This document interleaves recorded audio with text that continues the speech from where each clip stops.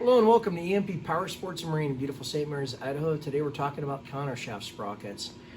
This is kind of a weird one we ran into in 20 plus years of wrenching. It's the first time. So this is my stock countershaft sprocket from my son's 1996 Z50. They should have a little bit of play in them. That's fine, acceptable. So we're replacing it. And the first one we got was from PBI. And I've had PBIs in the past. These are usually a pretty good brand of sprocket. This one, not so much the case. It has a ton of play in it. It's extremely loose. You can see it wobbling around on here. These were cut with too much tolerances. Now, granted, this bike's old, so, you know, there could be a little bit of wear on the shaft, but still, I mean, I can literally, either direction, move this thing around on here. So this sprocket's no good.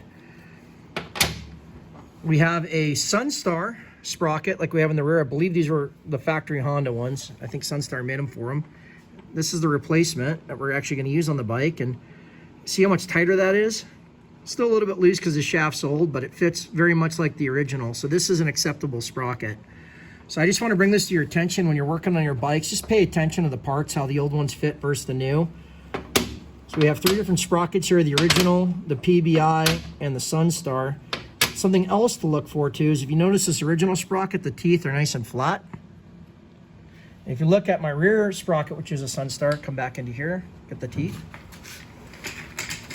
The teeth, once again, nice and flat.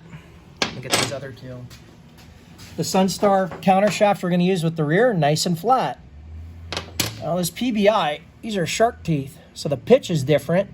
And sometimes you don't have a choice with some of the really rare old vintage stuff, but if you do run a sprocket like this with a sprocket like this, usually the chains don't last too long. So out of these three, you can either use an original or you can use a Sunstar on these E50s. Like I said, I've had good luck with PBIs in the past.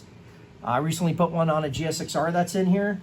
It fit well, but this particular one, they had clearance issues. I just making this video so people out there, when you do buy parts, make sure when they're aftermarket or replacement that you check them off your original. Make sure the fitment's roughly the same, the quality's roughly the same. On things like the sprockets, that the design and the pitches are roughly the same.